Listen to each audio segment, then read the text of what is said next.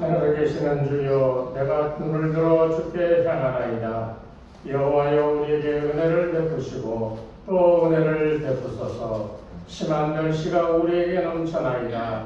안일한 자의 조소와 교만한 자의 멸시가 우리 영혼에 넘치나이다. 아멘.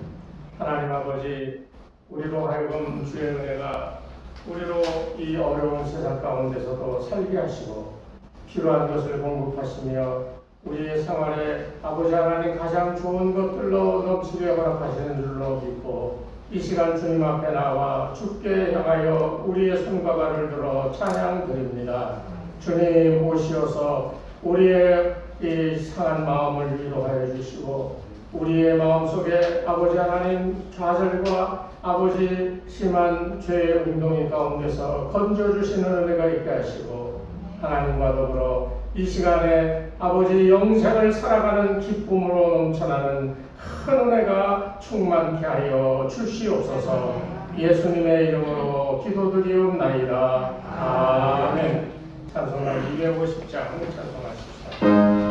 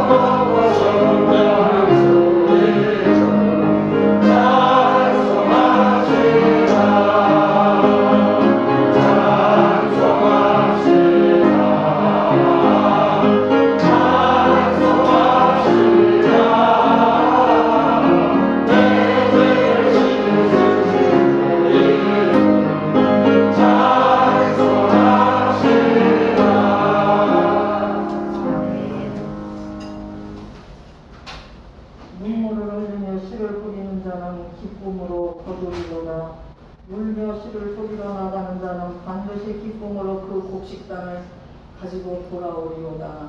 아멘. 할렐루야. 감사합니다. 오늘도 복되고 거룩한 주님 전에 나와서 하나님 앞에 예배드릴 수 있게 도와주심을 감사합니다. 아버지 하나님, 저희들에게 눈물을 흘리며 씨를 뿌리고 나가라고 하셨습니다. 저희들은 아버지 하나님 복음을 전하며 전도한다 하면서도 전도하지 못하며 아버지의 세상 속에 취해서 살다가 또한 주님 전에 나왔사오니 아버지, 저희들을 불쌍히 여겨주시고 긍휼히 여겨주셔서 항상 주님의 말씀대로 눈물을 흘리며 씨를 뿌리러 나가는 자가 되게 하나님 축복하여 주시옵소서. 아버지 하나님, 오늘도 주님 앞에 간구합니다. 아버지 하나님, 하나님께서는 저희들의 형편과 처지를 아시는 하나님, 우리 주군의 교회의 형편과 처지를 너무나도 잘 아시는 하나님, 하나님 뜻 가운데 저희를 따를 뿐이옵니다. 아버지 하나님, 저희 성전 문제 놓고 기도합니다. 우리 성전이 아버지 하나님처럼 건물이 또한 아버지 팔려서 이처럼 저희들이 다른 곳으로 이전을 해야 될까 하는 가운데 있사오니 하나님은 미리 예비하시고 준비하신 줄로 믿사오니 아버지 하나님께서 예비하신 곳으로 저희들에게 처소를 옮겨주시고 하나님 은혜 가운데 우리가 아버지 마음껏 주님 앞에 영광 돌릴 수 있는 귀한 아버지 자리를 허락하여 주시기를 우리 아버지 앞에 간절히 바라고 원합니다. 아버지 하나님 또한 이 시간에도 바라고 원하는 것은 우리 이 나라를 불쌍히 여겨주시고 긍휼히 여겨주셔서 아버지 하나님 절대로 우리나라에서는 전쟁이 일어나지 아니할 수 있도록 하나님 축복하여 주시옵소서. 지금도 마음이 조마조마하고 불안한 가운데 살고 있사오니 아버지 하나님, 하나님께서 이 나라를 붙잡아 주시고 지켜주시고 주님 은혜 가운데 살아갈 수 있는 모든 백성들이 되게 하나님 축복하여 주시옵소서. 아버지 전쟁으로 인하여서 아버지 부모를 잃고 형제를 잃고 죽어가는 저 생명들을 아버지 잊지 아니하게 하나님 축복하시고 우리가 아버지 옛날의 유교를 생각하면서 아버지 다시 한번 마음을 다 가다듬고 주님 온전히 살아갈 수 있는 저희들이 되게 하나님 축복하여 주시옵소서. 나라가 평안하고 또한 가정이 평안하고 교회가 평안하고 모든 신앙인들이 평안하여 하나님 앞에 마음껏 예배 돌릴 수 있는 귀한 저희들이 되게 하나님 축복하여 주시옵소서.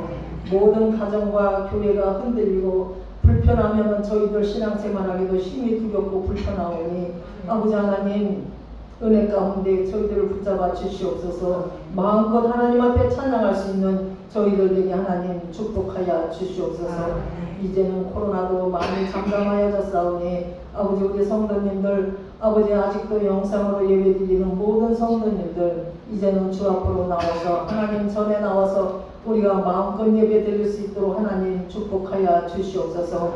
오늘도 어느 곳에 계시든지 주님 늘 함께 하시고 주님께서 붙잡아 주시고 같은 은혜와 같은 아버지 말씀을 받는 귀한 시간 되게 하나님 축복하여 주시옵소서. 말씀을 전하시는 우리 목사님 외에도 능력으로 붙잡아 주시고 아버지 성령 충만 말씀 충만 은혜 충만하여서 저희들 그 말씀을 받아가지고 돌아갈 수 있는 한 주간도 그 말씀으로 인하여 살아갈 수 있는 저희들이 되게 하나님 축복하여 주시옵소서.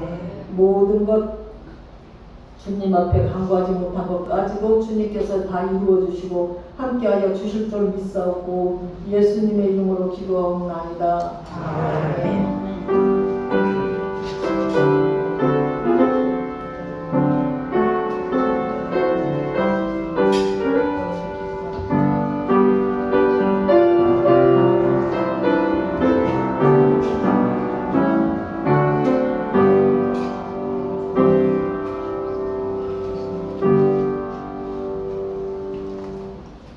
오늘 주시는 하나님 말씀은 구약성경 사무엘상 15장 1절부터 13절까지의 말씀입니다. 한 목소리로 같이 봉독하겠습니다. 사무엘이 사울에게 이르되 여호와께서 나를 부르며 왕에게 기름을 부어 그의 백성 이스라엘의 왕으로 삼으셨은즉 이제 왕은 여호와의 말씀을 들으소서. 만군의 여호와께서 이같이 말씀하시기를 아말렉이 이스라엘에 행하니 또 애굽에서 나올 때 길에서 대적한 일로 내가 그들을 벌하노니 지금 가서 아말렉을 쳐서 그들의 모든 소유를 남기지 말고 진멸하되 남자와 소아와 젖먹는 아이와 우양과 낙타와 나귀를 죽이라 하시나이다 하니 사울이 백성을 소집하고 그들을 그 라인에서 세워보니 오늘이 20만명이요 유다 사람이 10,000명이라. 사울이 아말렉 성에 이르러 골짜기에 복병시키니라. 사울이 된 사람에게 이르되 아말렉 사람 중에서 떠나가라. 그들과 함께 너희를 멸하게 될까 하노라. 이스라엘 모든 자손이 애굽에서 올라올 때 너희가 그들을 선대하였느니라. 이에 된 사람이 아말렉 사람 중에서 떠나니라. 사울이 하늘나라에서부터 애굽 숲에 이르기까지 아말렉 사람을 치고 아말렉 사람의 왕 아합을 사로잡고 칼날로 그의 모든 백성을 진멸하였으되 사울과 백성이 아합과 그의 양과 소의 가장 좋은 것 더러는 기름진 것과 어린 양과 모든 좋은 것을 남기고 진멸하기를 즐겨 아니하고 가치 없고 하찮은 것은 진멸하니라. 여호와의 말씀이 사무엘에게 임하니라. 이르시되 내가 사울을 왕으로 세운 것을 후회하노니 그가 돌이켜서 나를 따르지 아니하며 내 명령을 행하지 아니하였음이라 하신지라. 사무엘이 근심하여 온 마음을 여호와께 부르짖으니라. 사무엘이 사울을 만나려고 아침에 일찍 일어났더니 어떤 사람이 사울에게 말하여 이르되 사울이 갈멜에 이르러 자기를 위하여 기름진들을 세우고 갈 길을 돌려 길가로 내려갔다 하느니라. 사무엘이 사울에게 이르되 사울이 그에게 이르되 원하건대 당신은 여호와께 홀락하소서 내가 여호와의 명령을 행하여 했나이다 하니 아멘. 할렐루야. 오늘 주님 전에 나오셔서 예배드리는 여러분에게 하나님의 따뜻한 위로와 평강이 넘쳐나기를 주의 이름으로 축복합니다. 우리가 잘 아는 말 가운데 동상이몽이라고 하는 말이 있습니다. 동상이몽이 무슨 뜻인지 다 아시죠? 몰라요? 한 침대에서 자는데 침상에서는 같이 둘이 누워서 자는데 각각 생각하는 게 다르다는 거예요. 에어컨에 우리가 쓰기에는 두 사람이 협력하여 무언가를 하고 있는데 각자 이 한 일에 온 힘을 기울이지만 속으로 생각하는 게 각자가 다 다르다는 거예요. 길을 같이 동행해 가면서도 그 마음이 서로 다르고요. 목적이 서로 다르고 뜻하는 바가 다를 때 우리는 동상이몽이라고 하는 말을 사용합니다. 우리가 이런 상태가 되면 무슨 일을 하려고 둘이 협력해도 아무것도 이룰 수가 없어요. 뭐가 잘 되는 것 같은데 뜻이 서로 다르면요, 그 잘하던 일이 결국에는 아무것도 이루지 못하고 그냥 없어져 버리는 그런 경우들을 많이 봅니다. 하나님께서 또 우리 주님께서 성령께서 성경 여러 곳에서 우리와 함께 해주시겠다고 말씀하고 있는 것을 우리 잘 압니다. 문제는 하나님께서 나와 함께 하는 가운데 하나님의 뜻과 내 뜻이 다르다고 한다면 이럴 경우에도 우리는 동상이몽이라고 하는 말을 쓸 수가 있겠습니다. 성경은 분명히 우리에게 하나님께서, 예수님께서, 성령님께서 우리와 함께 하시겠다라고 분명히 선언하여 주셨기에 우리가 예수를 믿고 하나님의 자녀가 된 삶을 살아간다 했을 때에는 주님이 나와 함께함에 조금도 의심할 수가 없는 그런 상태가 된다는 것을 우리가 알아요. 여러분 지금 주님이 성령님으로 하여금 여러분과 함께 하고 계시는 것을 믿습니까? 아멘. 이 아멘 할 때 잘 생각하고 아멘 하셔야 돼요. 정말 주님이 여러분과 함께 하십니까? 아멘. 그러면 예수님의 생각과 여러분의 생각이 같아야죠. 예? 아니 주님은 나에게 이런 것을 원하시는데 나는 다른 것을 원하고 있으면 아무리 주님이 나와 함께 하셔도요 동상이몽입니다. 내 뜻을 이루어야지 맞습니까? 하나님의 뜻을 이루어야 맞습니까? 그거 다 잘 아시잖아요. 그런데 우리는 내 뜻을 이루려고 내 생각, 내가 가지고 있는 어떤 아집과 그런 고집에 사로잡혀서 그것만을 주장하고 있다고 한다면 하나님을 믿는다고 그러고 하나님의 영이 나와 함께 하신다고 그렇게 굳게 믿으면서도 그 모든 것이 아무짝에도 쓸모없는 것이 되어버리고 만다는 거예요. 이게 얼마나 비참한 일입니까? 하나님께서 우리와 함께 하신다. 우리가 아멘 했으면요 이제는 그 다음 문제가 중요한 거예요. 내 뜻과 하나님의 뜻이 일치되어지도록 하는 거에 힘써야 되는 게 이게 바로 신앙생활의 모습이라는 거예요. 그런데 대부분 우리는 그렇지 못해요. 하나님이 나와 함께 하시니 하나님 내게 주시는 말씀대로 내가 그 뜻을 행하여 하나님이 원하시는 일을 이루어 드리겠다라고 하는 이 마음가짐으로 사는 것이 이게 신앙생활, 이게 신앙인의 참된 모습인데요. 만약 그러지 않다고 한다면 우리의 믿음은 이 헛것이 되어져 버리고 만다는 거예요. 그 대표적인 인물이 구약의 사울왕입니다. 오늘 읽은 성경의 사울왕에 대한 이야기인데요. 이 사울왕 보십시오. 하나님께서 그를 이스라엘의 초대왕으로 세워줬습니다. 기름을 부어줬어요. 그 사울왕을 세울 때에는 괜히 세워주신 게 아니에요. 하나님께서 사람을 세울 때는요, 그 사람을 통하여 하나님이 이루시고자 하는 뜻이 있기 때문에 세워주는 겁니다. 사울왕도 하나님께서 원하시는 바가 있었어요. 그래서 왕으로 세워졌습니다. 그리고 하나님과 함께하는 그 역사 가운데서 사울왕은 참으로 놀라운 일들을 많이 행하여 냈던 것을 봅니다. 그런데 결과적으로 오늘 성경을 쭉 보면 하나님의 마음과 사울의 마음이 서로 달랐다는 것을 알 수가 있어요. 이게 왜 문제가 되느냐?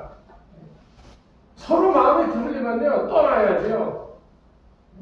둘이 죽자고 사랑한다고 너 없으면 못 살아 그랬는데 각각 다른 생각을 가지고 다른 짓을 하면 그 다음에 어떻게 되는 거예요? 떠나야죠. 헤어져야죠. 마찬가지로 하나님께서 이 사울을 당신의 뜻을 이루기 위하여 그를 세웠는데 이 사울이 딴짓하니까 다른 마음을 먹으니까 하나님이 사울을 떠나시고요. 사울 왕은 그 자리에서 쫓겨나게 되고요. 다윗을 하나님께서 다때 왕으로 세우시는 것을 우리가 볼 수가 있습니다. 사람과 사람 사이 우리가 이런 동상이몽 얼마든지 경험하지요. 저 사람과는 내가 뜻이 잘 맞아서 같이 사업하면 잘 될 것이야 라고 생각하고 했는데 뭐 잘 되는 경우도 있습니다만, 그러나 이 세상 얘기 돌아가는 거 이렇게 들어보면 대부분이 다 뒤통수 치웠다, 뭐 맞았다, 뭐 배신당했다, 뭐 이러면서 잘 안 되는 경우가 참으로 많은 것을 봅니다. 그런데 사람 사이에도 그렇게 되면 타격을 입고 뭔가 마음이 피폐해지고 그러는데요. 나와 함께 해주시는 하나님, 그 하나님과 그 나의 마음이 서로 다를 때에는 정말 심각한 문제가 생긴다는 사실을 알아야 돼요. 사람과 사이의 문제는 저 사람과 같이 동업하다가 저 사람이 나를 배신해서 내가 큰 경제적인 타격을 입고 심적인 부담감을 안고 절망스러운 눈에 보이는 상황들이 나타난다고 한다면 하나님과의 관계는 잘 나타나지가 않거든요. 하나님의 뜻과 내 뜻이 서로 마음이 맞지 않아 내가 딴짓해도요, 당장 나에게 어떤 불이익이 오질 않아요. 그러니까 사람들은 그것을 모르고 지나쳐버릴 때가 참 많다는 거예요.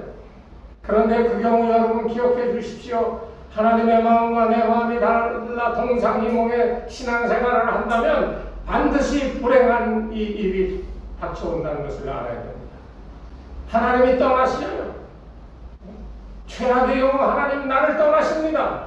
하나님이 나를 떠나면 나는 무슨 삶을 살겠어요? 하나님과 관계없는 삶을 살아가는 것을 우리가 경험하게 될 수밖에 없다는 거예요. 그러니 얼마나 심각합니까?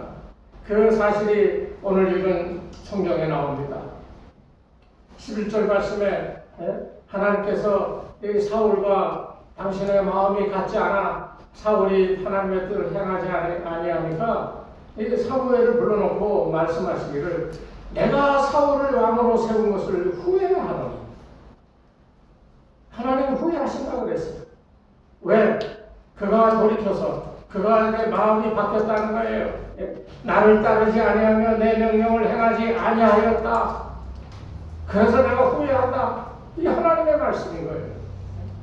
오늘 저와 여러분을 향하여서도 하나님은 언제나 똑같은 말씀, 똑같은 태도로 우리에게 임하신다는 사실을 우리는 기억해야 돼요. 저가 나를 따르지 않는다. 내 명령을 지키지 아니하고 어긴다.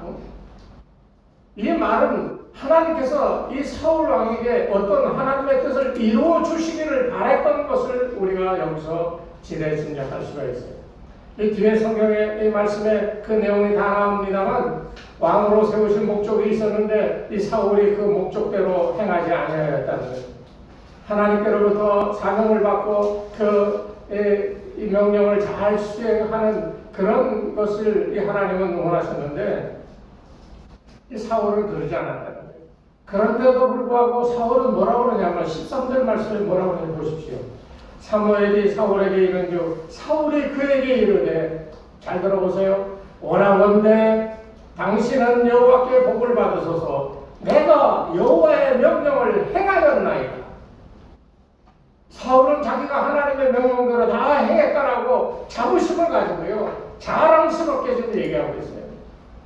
그것뿐입니까? 거기에다가 더하여서 기념비까지 세웠어요. 12절 말씀에 보면 갈멜에 가서 거기에 이제 적을 물리치고, 아말렉을 물리치고 승리했다라고 하는 전승기를 세웠다는 거예요.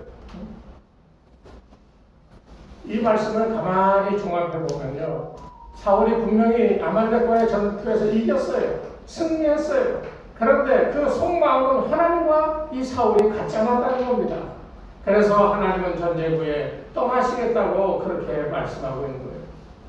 읽지는 않았습니다만 16절 말씀해 보십시오. 사무엘이 사울에게 이르되 가만히 계시옵소서. 간밤에 여호와께서 내게 이르신 것을 왕에게 말하리이다. 사무엘은 지금 이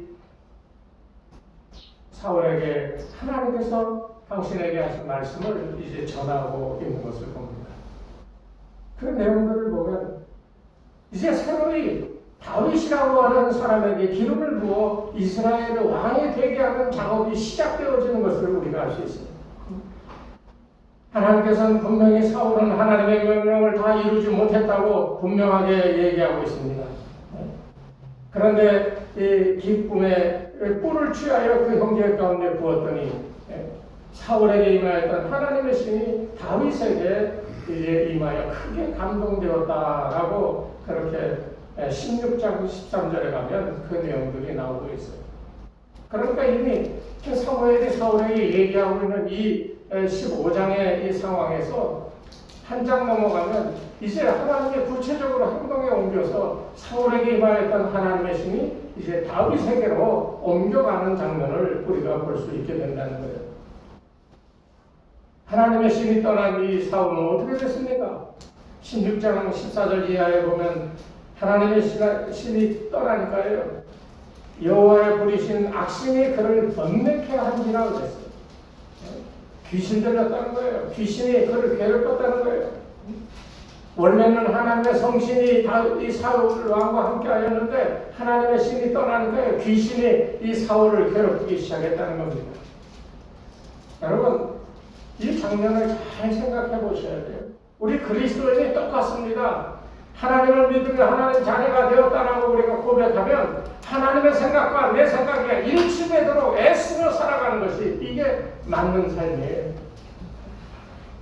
이게 별거 아닌 문제 같지만 심각한 문제입니다. 하나님의 신이 나와 늘 함께 하시느냐 안 하시느냐 하는 것은 우리 인생의 커다란 문제입니다. 하나님의 신이 함께 할 때에는 하나님이 원하시는 대로 내 뜻과 하나님의 뜻을 맞추어 하나님 기뻐하는 일을 행할 수 있지만은, 그러나 하나님의 신이 임하였다 할지라도 하나님의 뜻과 다른 내 욕심 따라 행하였을 때는 그 하나님의 신이 떠날 수 있음을 우리는 알아야 돼요. 나 아니면 안 된다 생각하고 늘 그렇게 생각했는데요, 나를 떠나버리면 나는 아무것도 아닌 게 되는 거예요. 오늘 이 시간에 여러분 이 자리에 하나님이 계심을 믿으시고 하나님께서 여러분에게 임하셔서 하나님의 생각이 어떠한지 또 여러분의 생각은 어떠한지 한번 비교하면서 나를 쳐서 하나님의 뜻에 복종시키는 이런 은혜가 있기를 주의 이름으로 축원합니다. 이제 문제는 왜 하나님이 떠나냐, 왜 하나님이 이 사울을 떠나냐 하는 이 문제가 이제 있어요. 그것을 알아야 되죠. 그런데 여기 오늘 성경에 보면 이 아말렉을 치라 그랬는데요, 8절 말씀부터 보면 아말렉 사람의 왕 아합을 사로잡고 칼로 그의 모든 백성을 진멸하였을 때 그랬습니다. 그런데 9절에 보면 아각과 그의 양과 소의 가장 좋은 것 또는 기름진 것과 어린 양과 모든 좋은 것을 남기고 진멸하기를 즐겨 아니하고 가치 없고 하찮은 것은 진멸하니라. 그러니까 좋은 건 남겨놨다는 거예요. 가치 없는 건 다 진멸시켰다는 거예요. 그러면서 하나님의 뜻을 내가 이루었다라고 사고로 생각하고 있어요. 그런데 이게 얼마나 잘못되느냐? 3절 말씀을 보면 오늘 3절에 그랬어요. 아말렉을 쳐서 그들의 모든 소유를 남기지 말고 진멸하되 남녀와 소아와 젖먹는 아이와 우양과 낙타와 나귀를 죽이라 하셨나이다. 이 말은 뭐 아말렉의 모든 것을 다 진멸해 버리라고 그렇게 얘기하고 있는 거예요. 그런데 사울왕은 하나님께서 그 아침 명령하셨는데 아멘하고 팔 들고 전장에 나갔는데요. 싸우다 보니까 귀한 것들이 너무 많거든요. 그 귀한 것들을 자기가 다 빼돌리고 하찮은 것만 다 쳤어요. 그리고서 의기양양하게 와서 내가 여호와의 말씀대로 다 행하였나이다 이렇게 얘기하고 있는 거예요. 하나님이 다윗을 세울 때 어린 소년이었지만 하나님은 그랬잖아요. 사람을 외양으로 취하는 것이 아니라 그 사람의 중심을 본다고 그랬어요. 작은 소년 다윗이었지만 그 중심이 하나님 보시기에 합당한 사람이었기 때문에 이 왕으로 다시 세워지는 것을 우리가 봅니다. 사울은 어땠어요? 건장한 사람입니다. 왕으로서 풍모가 뛰어난 사람이었어요. 초기에 하나님 말씀대로 승리를 하면서 전쟁을 승리로 계속 이끌어가면서 참으로 위대한 왕 같아 보였어요. 지금도 사울이라고 하는 이름은 사울 왕의 이런 이 하나님의 말씀을 어기고 망한 이런 것 때문에 어감이 좋지 않습니다만 지금도 이 이스라엘에 가면 사울이라고 하는 이름은 참으로 귀한 이름으로 대접을 받아요. 제가 미국 신학교에서 공부할 때 이 히브리어 구약성경 강의 시간에 그 교수가 그 학생들이 12명 정도 되는데 각각 다 히브리 이름을 하나씩 다 지어서 그 속에서는 히브리 이름을 부르게 했어요. 다른 사람들은 데빗, 다윗, 좋은 이름 막 사무엘 그러는데 나는 사울이라고 그러더라고요. 그래서 내가 항의를 했죠. 선생님, 저 사울 싫은데요. 그랬더니 깜짝 놀라는 사람들이야. 사울이라고 하는 이름은 참으로 지혜롭고 출중한 사람에게 주는 이름이라는 거예요. 아니 근데 저는 이스라엘의 첫 번째 왕 사울의 불순종으로 인해서 비참하게 죽은 거 생각하면 사울이라고 하는 이름이 마땅치 않습니다. 그랬더니 아니야. 너 저희 이스라엘에 가봐. 이름이 뭐냐? 나 사울 하면 다 이런다는 거예요. 그만큼 사울이라고 하는 이름 가치가 높은 거예요. 그랬던 사울이 비참하게 죽었습니다. 왜? 하나님의 생각과 자기의 생각이 달랐기 때문에 그것을 구체적으로 행동으로 옮겼기 때문에 다 진멸하라고 하는데 진멸하지 않았어요. 나중에 사울이 어떻게 됩니까? 블레셋과의 전투에서 패망하고 죽게 되는데요. 그 사울 왕을 찔러 죽인 이 사람이 누굽니까? 아말렉의 소년병사였어요. 아말렉을 다 진멸하라고 했는데 진멸하지 아니하였더니 자기의 가슴을 칼로 찔러 죽게 만든 사람이 아말렉의 소년병사였다는 거예요. 얼마나 아이러니합니까? 이렇게 비참하게 이 사울은 그 인생을 끝마치고 말았습니다. 그런데요, 중요한 게 하나 있어요. 하나님께서는 이 아말렉을 향하여 불타는 마음을 가지고 계셨어요. 왜? 이스라엘이 출애굽하여 가나안으로 들어올 때 이스라엘의 뒤통수를 친 족속이 바로 이 아말렉이에요. 첫 번째 전쟁을 했던 게 이 아말렉이었어요. 그때까지 이스라엘은 군대도 없었습니다. 목축하던 그 작대기 들고 그런 거 가지고 아말렉과 싸워 승리했던 경험이 있어요. 그래서 하나님은 그때 대단히 이 아말렉에 대하여 이 화를 내셨던 것을 봅니다. 뭐라고 그랬냐면 이 14장에 보면 이 아말렉을 하나님께서는 완전히 진멸시켜버리겠노라고 그렇게 말씀하고 있는 것을 봅니다. 그러면서 아말렉을 쳐서 소유도 남기지 말고 진멸하되 깨끗이 다 쓸어버리라고 그랬는데요. 이 사울왕은 그러지 못했어요. 그러나 하나님은 신명기 25장 17절 이하에 보면 그렇게 얘기합니다. 너희가 애굽에서 나오는 길에 아말렉이 내게 행한 일을 기억하라 그랬어요. 또 그들이 너 하나님을 두려워하지 아니하고 너를 길에서 만난 너의 피곤함을 타서 내 뒤에 떨어진 약한 자들을 쳤느니라. 하나님은 이걸 기억하고 계시는 거예요. 비겁한 짓을 한 이 아말렉, 애굽에서 고생하는 수백만의 이스라엘 백성들이 하나님에 따라 홍해를 건너 가나안을 가는 그 길에 힘들고 지치고 피곤한 여정 그 틈을 타서 이스라엘을 쳤던 어린아이와 여자까지 쳐 죽였던 이 아말렉, 하나님은 그것을 기억하고 계신 거예요. 그러면서 뭐라고 말씀하냐면 내 하나님 여호와께서 내게 주어 기업을 얻게 하시는 땅에서 내 하나님 여호와께서 너로 사면에 있는 모든 대적을 벗어나게 하시고 내게 안식을 주실 때에, 너희에게 안식을 주실 때, 전쟁에서 승리하여 가나안 땅을 어느 정도 차지했을 때입니다. 그 안식을 주실 때 너는 아말렉의 이름을 천하에서 도말할지니라. 너는 이것을 잊지 말지니라. 아말렉을 완전히 다스려 이 땅에서 진멸시키겠다고 그렇게 하나님은 그 불타는 마음을 가지고 있음을 보여줍니다. 그러면서 출애굽기 17장에서도 여호와께서 모세에게 이르시되 이것을 책에 기록하여 기념하게 하고 여호수아의 귀에 외워 들리라. 내가 아말렉을 도말하여 천하에서 기억하며 없게 하리라. 모세가 단을 잡고 그 이름을 여호와 니시라 하고 가로되 여호와께서 맹세하시기를 여호와가 아말렉으로 더불어 대대로 싸우리라 하셨다 하였다. 이 모세 때부터 광야 생활에 이 아말렉의 그 같은 이 공격을 받고 힘들었던 그 기억을 하나님은 이 모세에게 얘기하시는 거예요. 너만 알고 있지 말고 여호수아에게도 그것을 알게 하고 대대로 이 아말렉에 대한 이 원수 갚는 일을 잊어버리지 말게 하라. 완전히 이 아말렉을 도말하여 버리라는 이것이 하나님의 마음이었어요. 그냥 단순하게 야 아말렉을 다 죽여버려라 이렇게 얘기한 게 아니에요. 단순한 내용 갖고 얘기한 게 아니에요. 눈앞에 적이 나타났으니까 적을 쳐부셔라 이게 아니에요.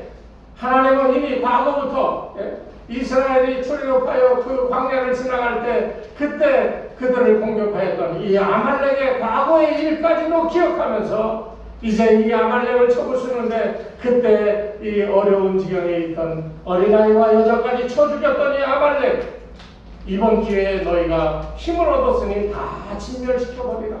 이 땅에 흔적도 없이 다 싸워 없애버리라고 그렇게 말씀한 것이 하나님의 마음이었다. 그런데 사울왕은 그 사실을 몰랐어요. 하나님의 마음을 조금도 몰랐어요. 여기서 사울과 다윗의 차이점이 나타납니다. 우리는 어떻게 하면 하나님의 마음을 알 수 있을까? 저는 여러분들이 정말 이 인생 살아가면서 하나님께서 함께하여 여러분의 인생에 기적같이 놀라운 축복의 삶을 살아가는 이런 인생이 되는 것을 간절히 원합니다. 뭐 좀 그런 인생이 좀 나타나야 되지 않겠어요? 그런 가정들이 여기저기서 우리 가운데 크게 부흥하는 역사를 보여줘야 되지 않겠어요? 돈 많이 벌어서 된다고요? 아니요. 돈 많이 벌어서 되는 거 아닙니다. 돈만 아무리 많으면 뭐예요? 아나니와 삽비라 같이 그렇게 하다가 멸망당할 수도 있는데, 가장 중요한 것은 하나님의 마음에 합당한 사람이 되어 다윗을 보듯이 하나님께서 그 마음을 보시고 그 마음에 하나님 마음에 합당하고 흡족했기에 왕으로 세웠잖아요. 바로 그겁니다. 사울은 왕으로 세워졌지만 하나님의 마음과 하나가 되지 못하여 이 멸망의 비극적인 길을 걸어갔다면, 다윗은 조그마한 목동에 불과하였지만 그 마음이 하나님 마음을 흡족하게 하고 그 합당하였기 때문에 기름 부어 왕을 세웠고, 그 왕을 세운 다윗은 그 인생 내내 하나님을 찬양하며 하나님과 동행하여 성공적인 이스라엘 역사의 가장 위대한 왕이 됐잖아요. 아니 인류 역사상 가장 위대한 왕이었을지도 모릅니다. 다윗은 어떻게 그같이 성공적인 삶을 살았습니까? 다른 거 없습니다.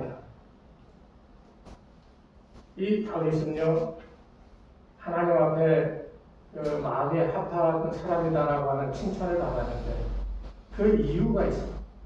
이 사울 왕 때, 다윗 때 이미 그들에게는 모세 오경이라고 하는 구약이 있었어요. 그것을 이제 그 왕을 비롯하여 이스라엘의 제사장 레위인들이 그 말씀을 이제 읽고 그렇게 살아가야 되고, 특별히 신명기 같은 경우는 하나님 말씀대로 살아가야 될 규칙들을 쭉 가르쳐 주기 때문에 그것을 읽으면 읽을수록 하나님의 뜻이 무엇인지 깨닫고 그대로 순종할 수밖에 없는 그런 일들이 벌어졌을 텐데, 그래서 이스라엘 사람들은 이 삶 속에서 듣고 외우고 묵상하는 삶이 계속되어져 왔습니다. 이 출애굽기 신명기에 바로 하나님이 아말렉에 대한 그 불타는 이 복수의 마음이, 불타고 있는 그 마음이 담겨져 있어요. 아말렉을 동원하였을 때 하나님의 마음을 모르는 사울은 자기 좋은 것들은 다 빼돌려 자기가 취한 것을 우리가 볼 수 있습니다. 왜 이럴 수밖에 없었어요? 이 출애굽기나 신명기에 나오는 말씀을 읽지를 않았기 때문입니다. 제 생각은 그래요. 하나님의 말씀을 읽었더라면, 그래서 그 말씀을 묵상하고 알고 있었더라면 빼돌릴 그런 엄두를 냈겠어요. 다 도말시켜버렸죠. 그런데 다윗은 어떻습니까? 다윗이 위대한 게 여기 있습니다. 저는 여러분들도 이 다윗과 같은 삶을 살았으면 좋겠다고 생각해요. 시편 119편에 이렇게 기록하고 있어요. 11절 말씀입니다. 내가 주께 범죄치 아니하려 하여 주의 말씀을 내 마음에 두었나이다. 무엇을 마음에 두었어요? 무엇을요? 주의 말씀을 두었어요. 사람의 생각으로는 실수할 수 있고 범죄할 수 있기 때문에 그 마음에 주의 말씀을 두었다고 그랬어요. 그러면서 주의 율례를 즐거워하며 주의 말씀을 잊지 아니하리이다. 다윗의 위대함이 여기 있는 거예요. 그가 무슨 힘센 이 사울보다도 못한 조그만 이 다윗입니다. 뭐 기골이 장대하고 뭐 싸움에 능하고 뭐 그게 아니에요. 다윗의 위대하고, 그래서 위대한 왕으로서 그 업적을 자랑할 수 있었던 것은 다른 게 아닙니다. 주의 말씀의 맛이 내게 어찌 그리 단지요? 그러면서 내 입에 꿀보다 더하니이다. 매일 주의 말씀을 묵상했다는 거예요. 왜 말씀을 묵상합니까? 주의 말씀을 묵상하다 보면 하나님의 뜻이 이렇구나, 이것을 깨달아지는 거예요. 그래서 하나님의 뜻이 깨달아지면 거기에 내 뜻을, 내 삶의 모든 것을 그 하나님의 뜻에 합당하도록 나를 쳐서 부단히 노력하여 하나님 기쁘게 하는 삶을 살았다는 거예요. 그렇기 때문에 다윗은 하나님 앞에 큰 능력의 왕으로 세워질 수가 있었던 거예요. 오죽하면 다윗은 그렇게 했어요. 주의 말씀은 내 발의 등이요 내 길에 빛이니, 나아갈 바를 알게 해주신다는 거예요. 어떻게 사는 것이 하나님을 기쁘게 하고 우리가 잘 사는 길인가 하는 그 모든 것의 그 해답이 주의 말씀에 있었다는 거예요. 그 말씀이 나를 비춰주니 내가 실수하지 않는다는 거예요. 주의 말이 심히 정리함으로 주의 정의 이를 사랑하나이다. 하나님의 말씀이 정교하고 미묘하다는 것까지 다윗은 깊이 있게 들어가 묵상했다는 것을 우리는 알 수 있습니다. 여러분, 우리가 다른 거는 잘 못해도요, 신앙생활 하나만은 제대로 하면 얼마나 좋겠어요. 신앙생활 하나만 잘하면요, 여러분의 심사가 평안해집니다. 여러분의 근심 걱정이 어느 순간인가 해결되어져 있음을 볼 수 있게 됩니다. 내가 그렇게 애타고 바라고 원하던 거 어느새 그것이 내 주위에 이루어져 있음을 발견하며 얼마나 기뻐하며 감사하는지 여러분 체험해 보시지 않겠습니까? 앞으로 여러분 남은 인생의 신앙생활은 바로 여기에 초점을 맞추십시오.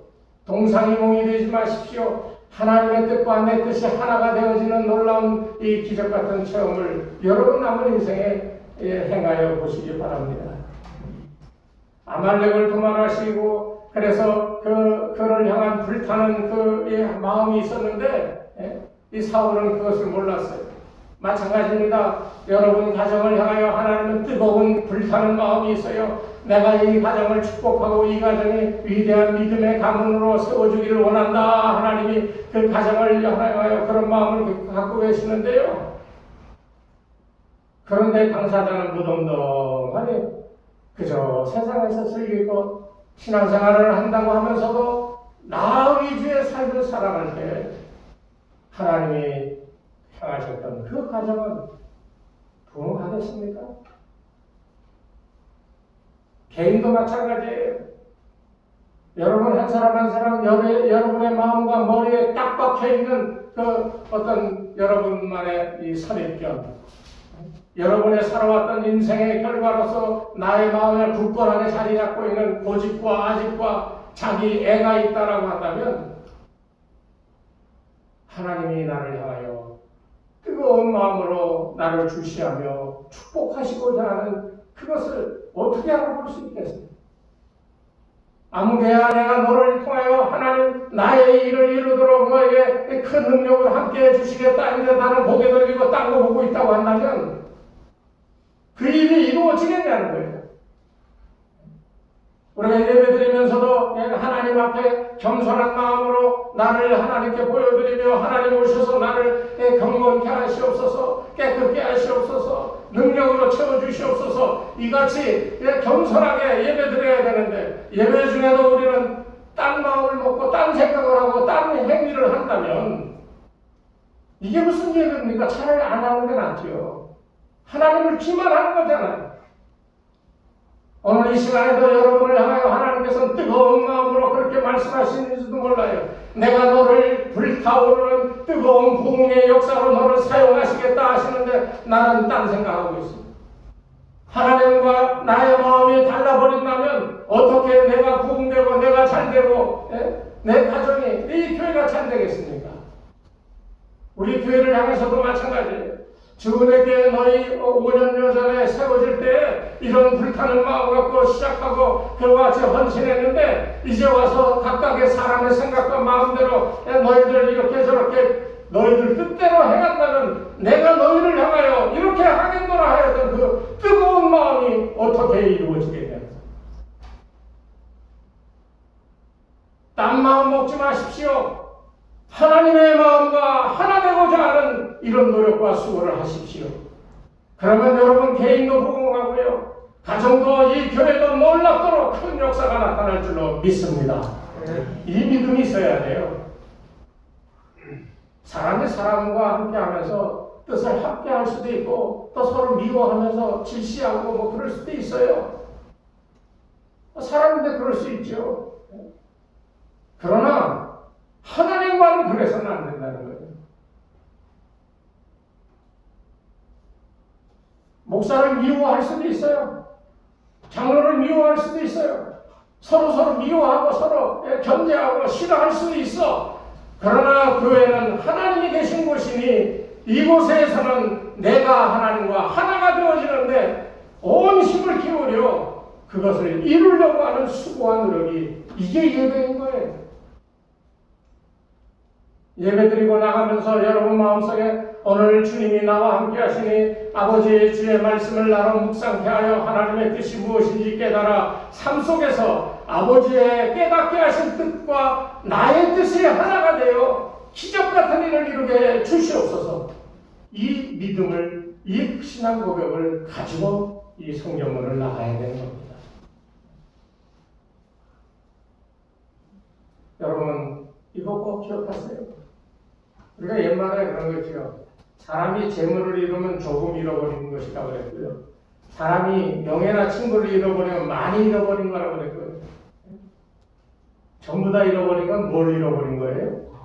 건강이죠. 건강을 잃어버리면 모든 것을 다 잃어버렸다고 그랬어요. 그런데 여기에 저는 하나 정말 더 중요한 걸 붙이고 싶어요. 재물과 친구와 명예와 건강을 다 소유하고 나는 온전하다 할지라도 하나님이 떠나시면 그 인생은 참으로 비참하고 불쌍한 인생이 되는 겁니다.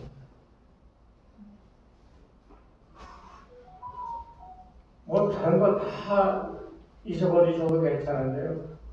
하나님이 나를 떠나셨다? 이 부분에 대해서는 심각하게 고민하시기 바랍니다. 하나님, 지금 여기 계시죠? 하나님 제 마음에 계시죠? 하나님 계시면 내 마음에 이 삶의 이 어려운 가운데서 하나님 나로 살 길을 보여주시옵소서. 계속하여 하나님이 나와 함께 하시는가에 대한 존재 여부를 물을 수 있는 이런 신앙이 되어야 됩니다. 하나님을 붙들지 못하고, 다시 말하면 하나님의 뜻이 나의 뜻과 같지 못해서 나를 떠나시는 일이 없도록 하나님의 마음과 내 마음이 온전히 하나가 되는 이 일을 위하여 여러분 온 힘을 기울이시기 바랍니다. 이것이 진짜 신앙생활 아니겠어요? 다윗이 왜 그렇게 위대한 왕이 됐습니까? 오늘 저는 여러분들도 다윗 왕과 같은 놀라운 믿음의 사람이 될 수 있다고 말씀드리고 싶어요. 다윗이 뭐라고 그랬습니까? 주의 율례를 즐거워하며 주의 말씀을 잊지 아니하였다 그랬어요. 주야로 묵상했다 그랬어요. 주의 말씀은 내 발의 등이 되었고 내 길에 빛이 되었다고 다윗은 고백했어요. 여러분 얼마나 성경을 묵상하고 읽습니까? 주일날 와서 설교 본문 읽는 게 그게 일주일 성경 읽는 거 답니까? 여러분 그러니까 삶의 길이 어딘지 잘 모르고 헤매는 거예요. 성경을 많이 못 읽더라도 최소한 한 장씩이라도 읽으십시오. 읽다 보면 여러분 이 읽은 말씀들이 어느 날 갑자기 묵상하고 기도하는 가운데 이 떠오르게 돼 있어요. 왜? 내가 기억력이 좋아서 떠오르는 게 아니에요. 성령이 임하시면 우리로 알고 주께서 하신 말씀들이 생각나게 해 주리라고 그러셨거든요. 내 삶의 가장 중요한 길, 내가 어떻게 해야 될 바를 깨닫게 알려주시는 그 성령의 역사가 말씀을 깨닫는 순간에 나에게 길이 되어 보여주시는 거예요. 이것을 체험할 수 있어야 된다는 거예요. 간절히 기도하십시오. 그리고 말씀을 묵상하십시오. 그리고 하나님의 뜻이 무엇인지를 깨달아 그 뜻에 나를 온전하게 하나 되는 수고와 노력을 행해 보시기 바랍니다. 거기에 여러분의 인생, 가정, 자녀, 이 교회에 미래가 달려 있습니다. 꼭 기억하셔서 하나님과 여러분의 뜻이 온전히 하나가 되는 놀라운 은혜가 있기를 주의 이름으로 축원합니다. 하나님 아버지 감사합니다. 하나님의 마음과 우리의 마음이 온전히 하나 되게 도와주시옵소서. 우리는 잘 몰라 하나님의 이 뜻이 무엇인지도 모르고 그저 아멘 아멘 하며 살아가는 이런 허황된 신앙이 아니라 하나님의 말씀을 묵상하며 내 삶의 율례가 되게 도와주셔서 그 말씀 따라 행하였더니 하나님께서 나에게 그 뜻을 깨닫게 하여 나로 행할 수 있게 하시고 그것을 능히 감당할 수 있는 능력으로 함께 하시는 놀라운 삶의 체험으로 주께 영광 돌리게 도와 주시옵소서. 예수님의 이름으로 간절히 기도드리옵나이다. 아멘. 찬송가 455장 찬송하겠습니다.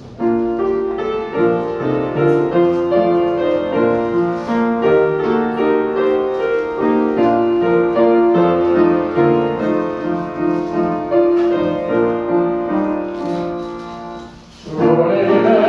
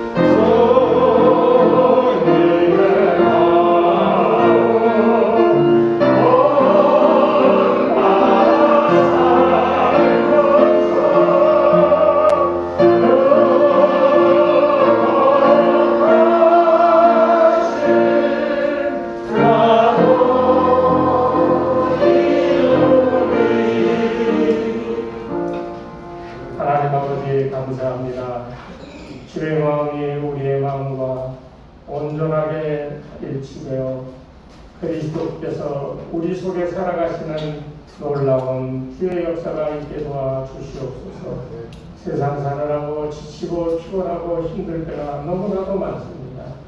주의 위로하심과 우리를 강건케 하시는 축복이 우리 가운데 있기를 원하오니 주님, 이 시간에 주님께서 우리의 상한 마음과 연약하여진 우리의 심령을 굳건하게 채워주시옵시고 주의 은혜로 주의 이름의 권세로 능력으로 우리가 새 힘을 얻어 우리의 살아가는 삶 속에서도 주 예수의 이름을 온전하게 영광되이 전하기에 부족함이 없는 거룩한 주의 사람들 다 될 수 있도록 축복하여 주시옵소서. 이 삶을 살 때 하나님께서 우리에게 축복하실 줄 믿습니다. 이 시간에 그 믿음으로 주님께서 주신 것 가운데 귀하게 11조 예물로 주님께 드리고 감사 예물로 주의 헌금으로 1,000번째 헌금으로 건축금으로 하나님 앞에 예물을 드렸습니다. 이 예물을 마음대로 축복하여 주셔서 적은 예물이지만 그러나 이 예물이 우리에게 큰 능력의 기적을 발휘할 수 있게 도우셔서 우리에게 예배당을 새롭게 허락하여 주시옵시고 작지만 하나님께서 역사하실 때 오병이어의 놀라운 기적이 일어날 줄로 믿사오니 이 예물을 축복하시고 예물을 바친 손길에 만배로 축복하여 세상에서도 아버지 하나님 자랑스러운 그런 인물들이 되게 하시고 하나님 나라에서도 크게 쓰임받는 귀한 일꾼들 다 되게 축복하여 주시옵소서. 예수님의 이름으로 기도드리옵나이다. 아멘. 다 같이 일어서셔서 마지막 찬송 부르겠습니다.